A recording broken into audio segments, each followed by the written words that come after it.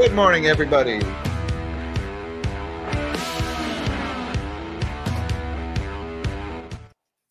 Good morning to all you magnificent melon heads of the world, and happy leap day, everybody. Today is February 29th, 2024. And the top story this morning, the market is popping on PCE, personal consumption in expenditures. That is the Federal Reserve's favorite measure of inflation, PCE. Why is it their favorite? Because it's always lower, and anything that makes inflation look lower, they just love it because it makes it look like they're doing a better job. Spoiler alert, they're not. The market is liking this report because it came in line with expectations. The headline year-over-year number, 2.4% PCE, that is a bullseye, exactly what the market was expecting, and the market says, yay, buy NVIDIA stock, number go up. In my opinion, that is where the good news ends. And I actually think the market is getting the totally wrong impression from this PCE report, because that is good news. That 2.4% number, it's down from the 2.6% we had last month. It's like 12 or 13 consecutive months of declines in a row. It seems like good news, but you have to read past the headline. You got to peel. You have to look below what the numbers are telling you. You have to look at all the numbers combined and say, okay, why is it doing this? And then why is the effect elsewhere look different? And when you do that, you can see that this PCE report sucked for the average person. It really sucked for the average person. And there's a lot going on that is masking or otherwise hiding underlying weakness in the economy. Case in point, we saw a monster jump in personal income in the month of January. 1.0% month over month increase in personal income. And I'm sitting there thinking, wow, that's fantastic. People are making more money. Finally, wages are rising after a year, 2, 3 years, heck, 50 years of wage increases not keeping pace with inflation. Finally, we've got that 1% month over month, even though we had 0.4% PCE inflation. So wages are rising. That's great news. But why are the wages rising? It's not your paycheck that's going up. Wages rose because of increases in government social benefits. In other words, welfare, Social Security, Medicare, Medicaid, those are just after the fact cost of living adjustments to government benefit programs that are years late because the cost of living has already risen and they're just catching up. And those things are all paid for by debt and deficit spending. That's not a good thing for the economy. That's terrible for the economy.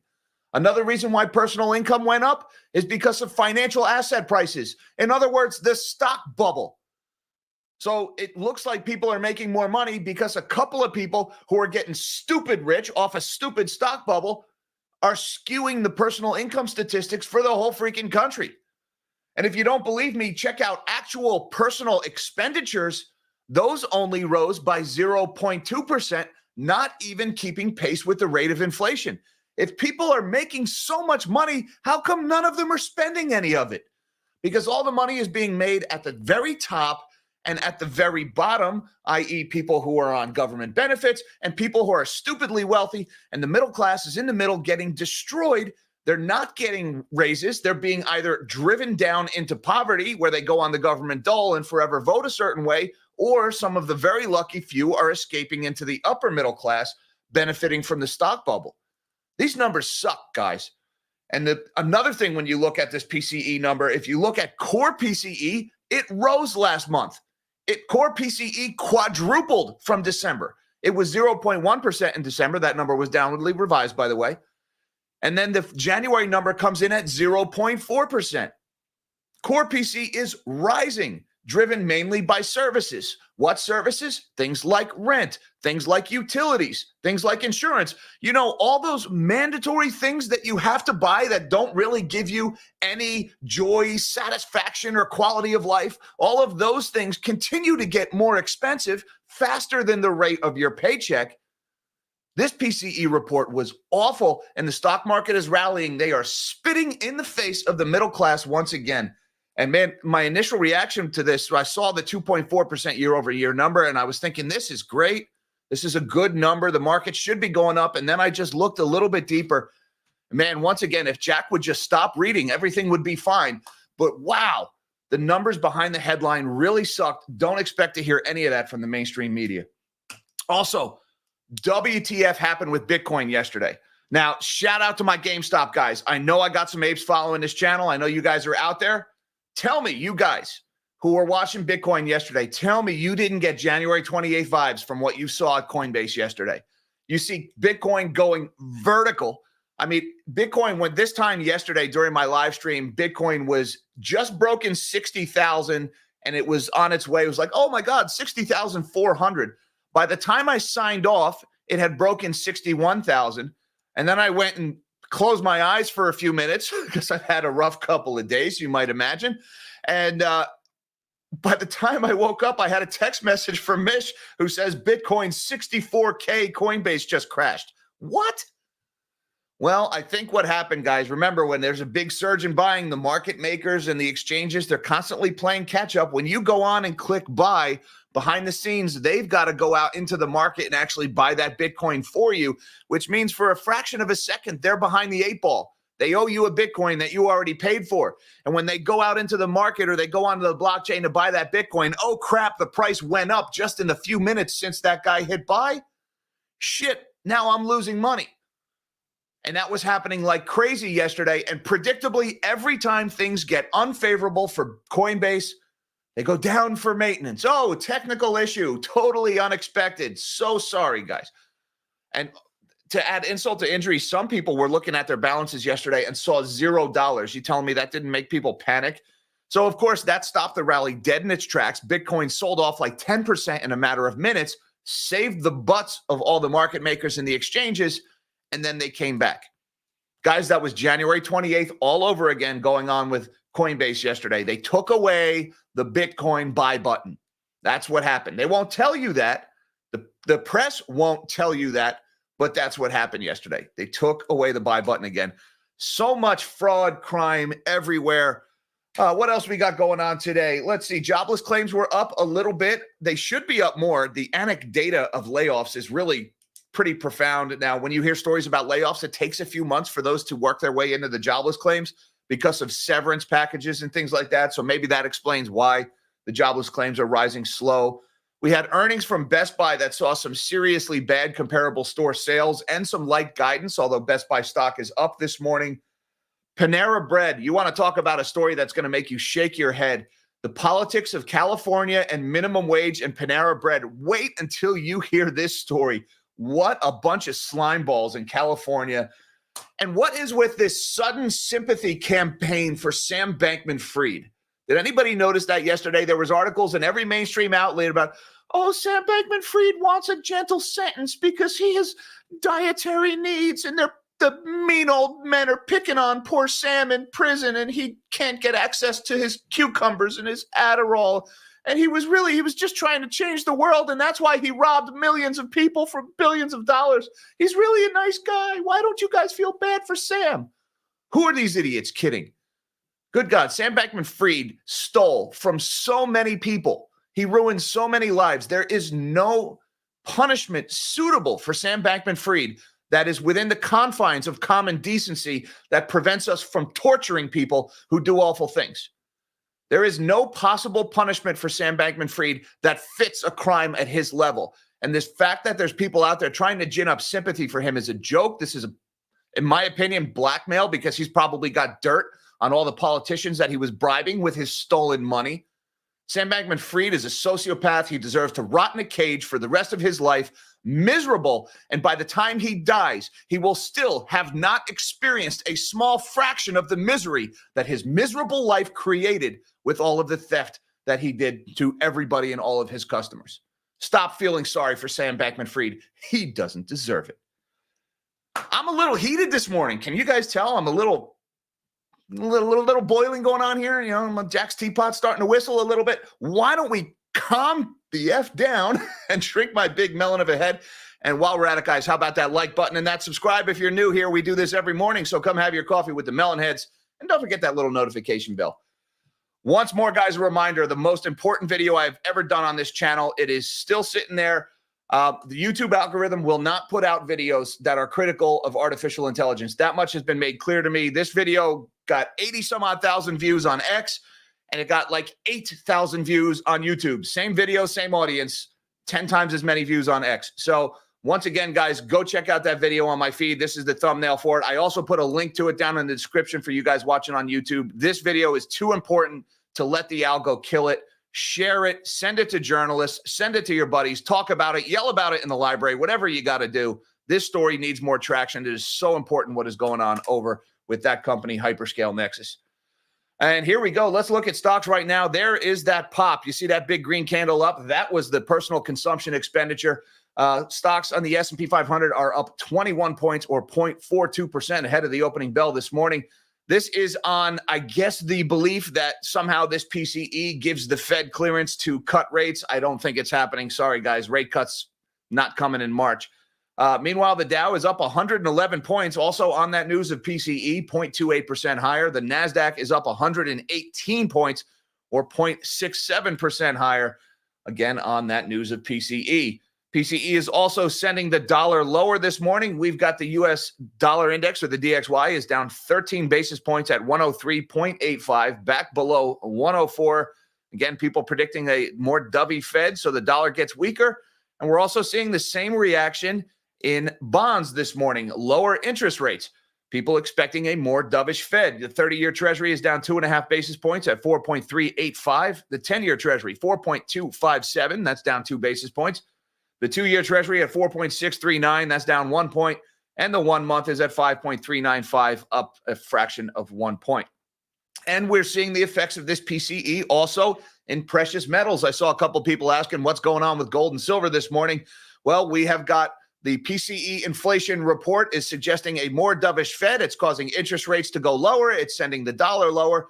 And gold and silver love lower rates and weaker dollar. And that's what we're seeing this morning. Gold is up $15.70 for April futures at $2,058.25.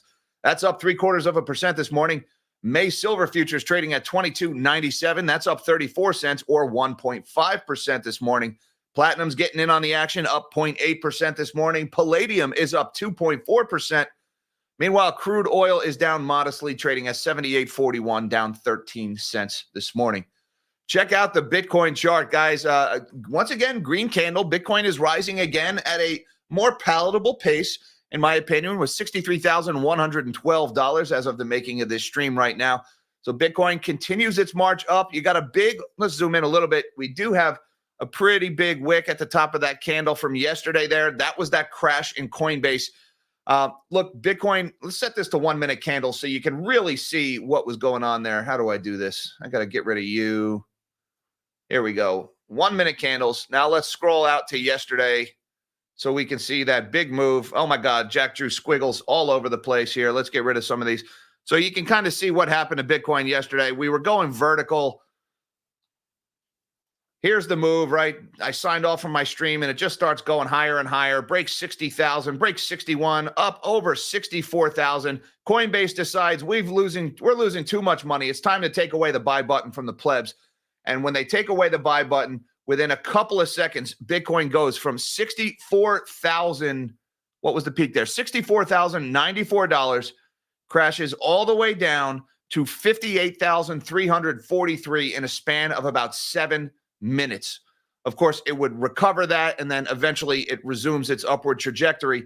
But this was the market makers giving themselves time to catch up because they were behind the 8 ball. They sold Bitcoin that they didn't have, and they had to go into the open market and buy it. And they decided in order to make conditions more favorable for them, they had to engineer a momentary sell-off to give themselves time to breathe. In other words, they manipulated markets to their benefit and to your detriment. Congratulations. Just a reminder, guys, do not leave your coins on any crypto exchange. Do not trust these people any further than you can throw them. Bitcoin, though, moving back higher at this point at 63,046. I was warning yesterday, these ETF things that's going on, you know, it's nice to see number go up, but giving all of this power and price control to a select few is the thing. That's the reason why Bitcoin was created in the first place, to get away from that. And we keep taking this wonderful decentralized thing and we keep trying to further centralize it. And every time we do that, bad things happen. But, you know, let's just keep trying the same thing and expect a different result, I guess. That seems to be the prevailing wisdom in Wall Street these days. Here's the story talking about it in Bloomberg. Coinbase tells users your assets are safe as some see $0 balance. Never mind the fact that everything's gone. Your assets are totally safe. They weren't actually gone. It was a maintenance issue or whatever at the website. CEO blames a large surge of traffic as Bitcoin jumps. Well, gee, Coinbase, you guys tend to have large surges of traffic at convenient times. And, well, maybe you should buy some more server space or something. I don't know. Like, stop going down for maintenance. Remember the Super Bowl commercial in 2021?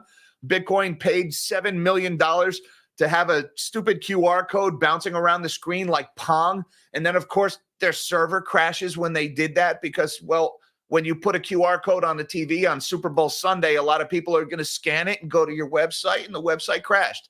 Who could have seen that coming? Anybody? Coinbase, time to beef up your equipment. Your website sucks. Just when people need it, you fail. You are unreliable. Coinbase Global, the biggest U.S. cryptocurrency exchange, experienced a spat of outages Wednesday on its retail platform just as Bitcoin continued to rally to the highest price in more than 2 years. Coinbase reported that some individual investors may see zero balances, our bad, across their Coinbase accounts and experience errors in buying and selling. The company said it's investigating the issues as well as delays in sending and receiving assets on the Ethereum network. Your assets are safe, the company said on its website. Coinbase CEO Brian Armstrong posted on the X social media platform that the company is seeing a surge in traffic and is working to fix it. And what kind of surge in traffic? Check this one out. This is Bitcoin ETF inflows. Shout out to Zero Hedge, who's been putting this chart together on a daily basis. Look at this big bar right here, guys. This is the volume of ETF buying that was going on yesterday that was causing a big spike in Bitcoin's price. People are piling into Bitcoin ETFs like crazy right now. There is a little bit of Bitcoin ETF FOMO going on. This Bitcoin rally is starting earlier this cycle. Usually these kind of moves don't start until after the halving. The halving isn't for another month and a half still. This is somewhat uncharted territory for Bitcoin here with what's going on with the ETFs and then the halving coming up. Just be careful, guys. Don't FOMO. But, you know, my approach to Bitcoin is unchanged. I nibble, all right? I set up Swan. I did it years ago. I buy a little bit every week. I take it off of the exchange. I put it into cold storage right away. That's my approach, and it is unchanged. So I'm not chasing here. I'm not FOMOing here. I'm also not panic selling. So that's all. That's my strategy. Now let's talk a little bit about PCE, and let's get behind these numbers because these were not good numbers today, guys. The market is celebrating like they were good, but they're not. United States PCE price index, this is the monthly change. The personal consumption expenditure price index in the U.S. increased 0.3 month over month in January of 2024. That's the headline month over month number. That is in line with expectations and following a downwardly revised 0.1% rise in December. It looks like they changed that. This was initially reported as core PCE was 0.4. All right. So the headline number, 0.3, in line with expectations. Now, here's some important things. Prices for services went up 0.6%. Now, that's important because the Fed has told us they want to see services inflation come down. Services are still rising too fast. And within services, guys, that is rent, that is insurance, that is healthcare, that is utilities. That's all the things that the basic human needs that you need to survive is within services other than food and energy. That's a big one, but that's in goods. All right, so services are still exploding higher. Now, goods actually decreased by 0.2%. That was driven largely by energy. Energy prices are way down this year. Now, the annual rate of inflation slowed to 2.4%. That's your year-over-year number, the lowest since February of 2021, down from 2.6% in the previous month, and compared to forecasts of 2.4%. So again, right in line with expectations. Meanwhile, monthly core PCE. So we're stripping out food and energy. The Fed says that's too volatile to count. So let's look at core PCE. That excludes food and energy, and it's the Fed's preferred measure. That edged higher to 0.4%. And that word edged higher is BS because last month it was 0.1%. It didn't edge higher. It quadrupled month over month from 0.1 to 0.4. And within core PCE, if that is the more important one that the Fed is watching, then that deserves more attention from all the Fed watchers in the market, and they're conveniently ignoring that right now. That's the biggest increase since February of last year and higher than a downwardly revised 0.1% rate seen in December, also matching expectations. Separately, food prices increased 0.5%. What? Food going up still. The poor cannot get your break here. And energy prices fell energy prices fell 1.4%. Now that's big right there, guys. Energy prices fell 1.4%. So all of this slowdown in the headline inflation, everything else is still getting more expensive and everything else is getting expensive faster. But energy prices fell so much in the month because, I don't know, weather, geopolitics, whatever. Energy is masking everything else getting more expensive. And so it's skewing the numbers down. The market is celebrating the wrong thing right now. Now, let's show you within some of these other charts why it's so different. First, let's look at the annual change in headline PCE, the year-over-year number. So this chart looks like inflation is doing great, right? Month over month, it just keeps going down. Look, it's down, down, another down. All right, months in a row of decline. This is great. All right, so if you only look at this looks really good. However, let's look at core inflation month over month. Oh, that's kind of a thing. Does that look like inflation getting better to you? Core inflation, which takes out the volatile food and energy, that one quadrupled. No, that's not good, guys. That does not show inflation slowing. That shows a spike in inflation. I don't know about you, but that doesn't look like a down bar to me. That looks like a big up to me. I mean, I'm just a rando. Check me here, guys. Am I seeing this wrong? Do I need to tilt my head to look at it right? And suddenly it looks like it's not going up anymore?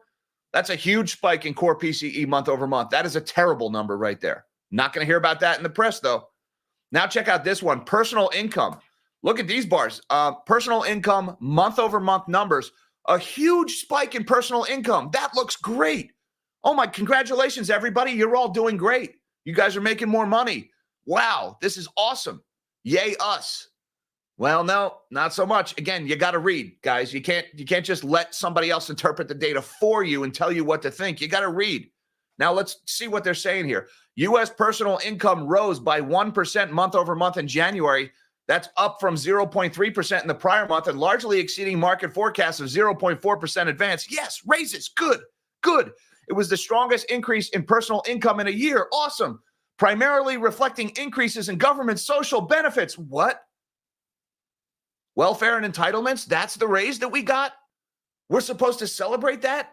That's not good news. That sucks because that's paid for by debt, future inflation, and taxes. Increases in government social benefits, so more handouts from Uncle Sam, and that's like, oh, yay, the economy's booming. No, that's not how any of this works. Oh, also big increases in income was reflected from personal income receipts on assets. In other words, the NVIDIA bubble, the AI mania. That's why incomes went up. And guess what?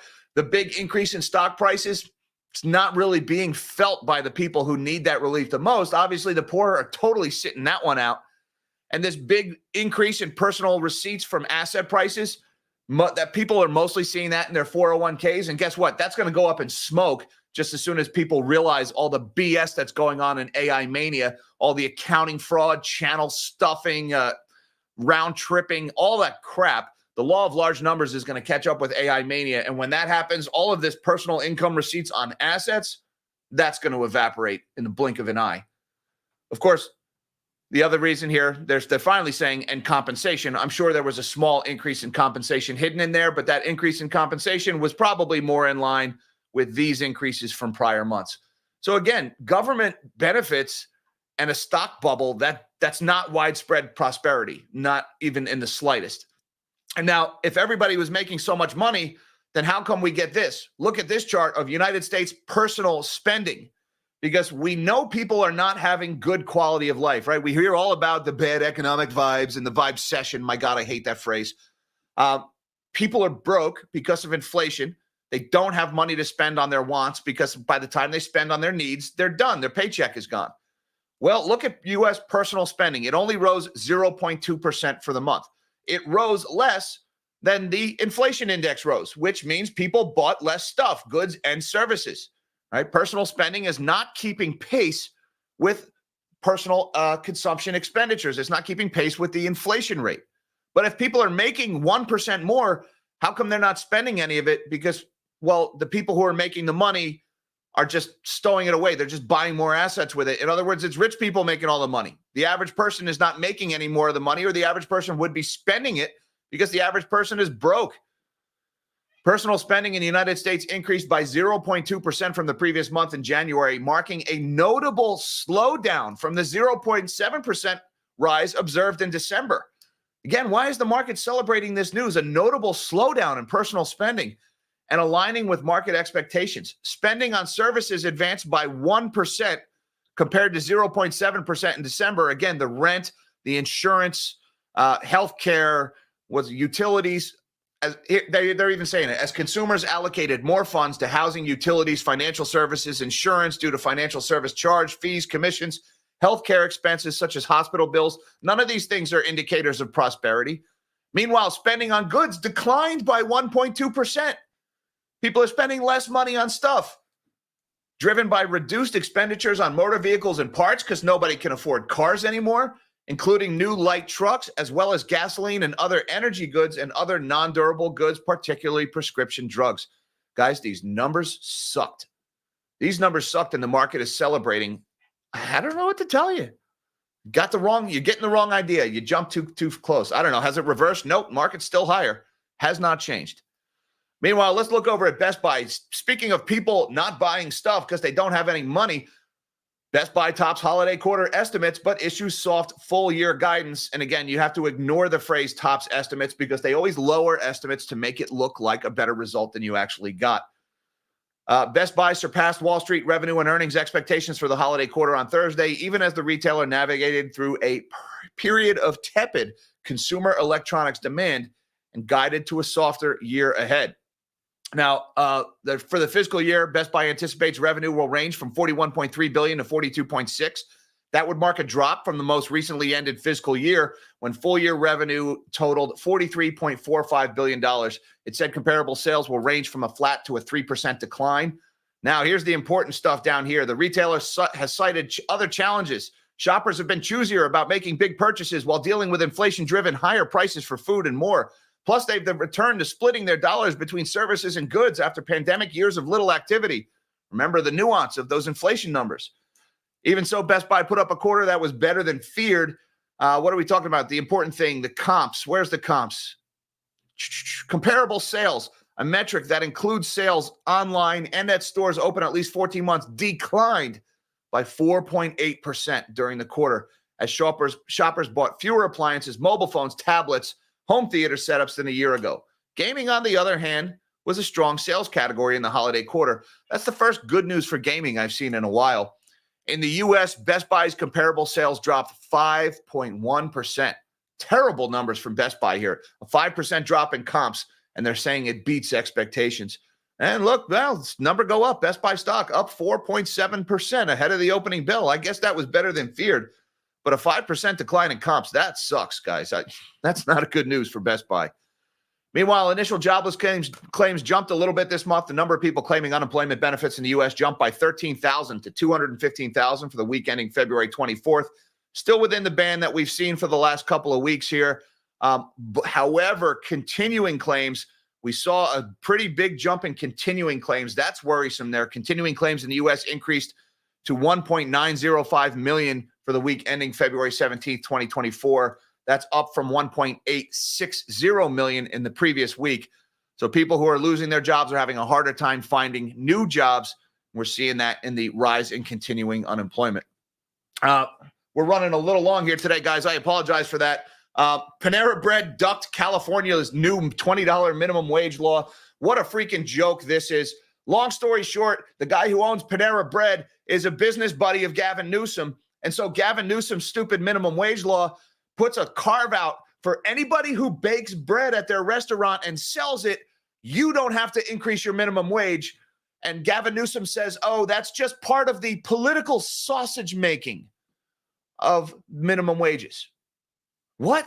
Political sausage licking? I'm sorry, political sausage making? Freudian slip there. Gavin Newsom's buddy doesn't want his labor costs to go up. And so Gavin Newsom comes up with this cockamamie idea that if you make bread, suddenly all this BS I spout off about living wages no longer applies because bread, never mind the fact that the Panera Bread CEO is my buddy and that I do business with him and that he'd really appreciate it if I made sure his costs didn't go up. So guess what? Panera Bread just got a huge leg up over their competition for no reason other than their owner is buddies with the governor. This is politics for you guys. By the way, just a reminder that although it sounds great on paper and it feels good to say, yes, people deserve a minimum wage, what is a minimum wage really? It is a ban on working for anybody whose skill set falls below that number. That's what minimum wage is, because business is not charity. They will not pay you more than the value your work produces. Therefore, if they raise the minimum wage and you don't produce that much value, you don't get a raise, you get fired. It is a ban on work for people whose skill set falls below $20. That's what's going on right now.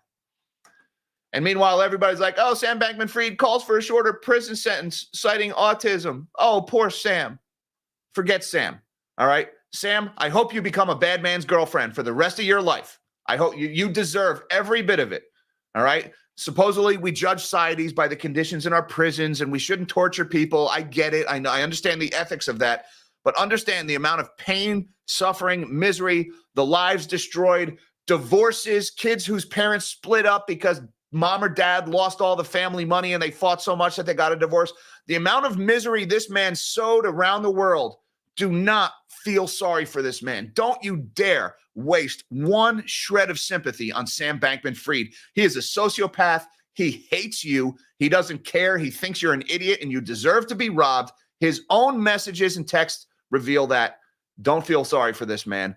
And by the way, this idiot, I see, who's this? Sheila Blair. Apparently she works for the FDIC. Of course, FDIC chair, Sheila Blair. Listen to this BS. Not defending SBF. Right before she defends him, she says, but plenty of young people tell me they think his treatment is unfair. Who are these young people, Sheila? Name them. Who is a young person that thinks what's happening to Sam Bankman-Fried is unfair? I don't know anybody that. Pointing to tens of billions lost by Lehman customers, employees, etc., and no one went to jail. Sam Bankman-Fried pleads for a lenient sentence after fraud conviction. Oh, poor Sam. The young people say he's being treated unfairly. He was trying to change the world. Give me a break. Gag me with that nonsense. Do not waste your sympathy on Sam Bankman-Fried, folks. Don't you dare. He doesn't deserve it. I want to say thank you very much to Mr. Charles Coughlin, who says, designing a flag for the People's Republic of Jakistan. You will find I rule with an iron fist, but I'm a kind, gentle, and benevolent ruler. But what I say goes in the People's Republic of Jakistan. Just a reminder, when they call it the People's Republic, it's almost certainly not. Green and black stripes with bears rampant. You got to put a bear on the flag, right? There's got to be a Mel on the flag. We got to put our boy Mel on there. It maybe some words in Latin, and who cares what they say? As long as there's some Latin on the flag, it sounds intellectual, even though we're saying something like potato, banana, run. Doesn't matter if you say it in Latin, it sounds intellectual. Put that on the flag for the People's Republic of Jakistan, the capital of which is Mellenberg, by the way. Thank you very much, Charles Coughlin. Appreciate the super chat. And thank you, Spencer O, who says, speaking of fraud, you might have covered this before, but NVIDIA makes up 10% of the NASDAQ's total market cap. I hadn't seen that number. Wow. Is it really 10%? I know it's huge. I know almost all of the gains of the last few years have been just those few Mag 7 companies, but 10%. Wow. And he goes on to say, if this is another Enron, you know, Spencer, somebody commented on X the other day, this is Enron and Wirecard combined with what's really going on. If the worst case scenario in that video, again, link in the description for you guys on YouTube. If you're watching on X, I have that video pinned to my profile. If the worst case scenario in that video is true, this is worse than Enron and Wirecard combined. It would be, and considering the fact that a multi-trillion-dollar stock bubble has been created as a result of this, it would be the biggest financial crime in history. All right, so, I mean, how's that for doom? All you people who call me a doomers. Is that doomy enough for you guys? Embrace the doom. Thank you, Spencer O. I appreciate the super chat and the support of the channel, sir. And thank you to Cole Marsh, who says, I like Spicy Jack. I guess I'm a little spicy this morning. That's spicy. I don't know. I mean, I'm a pretty bland guy. You know, spicy is not usually something I use to describe me. I'm like the saltines of economic YouTubers. Spicy? I don't know, man. I got the whole Carson Daly thing going here. Spice never. I don't know. Spice Jack. What would you call that? Doomer Spice? If I was a spice boy, Doomer Spice. Sure, why not? Maybe Melon Spice. Thank you, Cole Marsh. Appreciate that, brother. And whoa, Steve Whitus. Thank you, sir. Purple one. He said sold first tranche of Bitcoin ETF. Canadians had Bitcoin ETFs for 3 years now. Ooh, Canadians ahead of the curve. Look at Steve go. Well, congratulations, Steve. He says sharing the wealth with the best financial channel on YouTube. I appreciate the sentiment very much, Steve. Thank you, sir. Congratulations on your gains. Congratulations for taking them while others are FOMOing. Appreciate the generosity very much. And again, thank you, sir. You are a gentleman and a scholar. And oh, Mr. Crab, I love money. Money means that a penny on the floor I wanted. Ooh, tinfoil hat question. How EMP proof is Bitcoin? All right, here we go.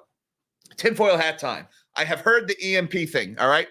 Let me just show you this, guys. If it comes down to an EMP, say a global EMP, all right? Worst case scenario, again, we're going full tinfoil here. Say we get a global EMP, right? This big Carrington event happens, solar flare knocks out the grid everywhere. You're right, Mr. Crab, Bitcoin becomes worthless. But you know what else becomes worthless in that environment? In a world without electricity, with what are we at, 7.2, 7.4 billion people, something like that? Even this becomes useless, all right? Even silver, even gold. Those gold bars with 7 billion people and no power for growing food, for making heat. In that scenario, the only use for that 100-ounce silver bar is to bludgeon your neighbor over the head and steal what he has to eat. In that environment, lead is the only metal you're going to want to stockpile. So I've heard the EMP thing with Bitcoin before, and I get it. And I'm just like, look, guys, you know, that's like saying I want to install extra smoke detectors in my house just in case an asteroid hits the earth. Yes, it's good to have extra smoke detectors in your house. It's good to have eventualities. But let's be honest, if the asteroid hits the earth, that smoke detector is not going to save you. And so the argument against Bitcoin for the EMP, and it's usually gold bugs that make that argument. You guys got to realize in that scenario, gold is worthless too. I mean, you're talking mass like Mad Max, just walk away. You can end all of this. Just give us the fuel and walk away. That was my Lord Humongous impression. So yes, an EMP would take down Bitcoin, but the good news is an EMP would probably kill you anyway, because the world's population would go from a few billion to a few tens of million very quickly in that environment. I don't know if that's good news or not, but I hope I answered your question, Mr. Crab. And thank you, sir, very much for the super chat and the support of the channel. And thank you, everybody, for watching the Morning Update Live with the Melonheads this morning. Don't forget, guys, link down in the description on YouTube or a pin to my profile. Go watch that video on Hyperscale Nexus. You must see that. That story is huge. It's too important. Don't let the algo kill that story. It's just way, way too important. Thank you, guys, for your time. Thank you for all the support of the channel. Thank you to my channel members and Patreon supporters. You guys are awesome. Hi, Mom. Hi, Dad. I love you guys. Until next time, everybody, live small and dream big.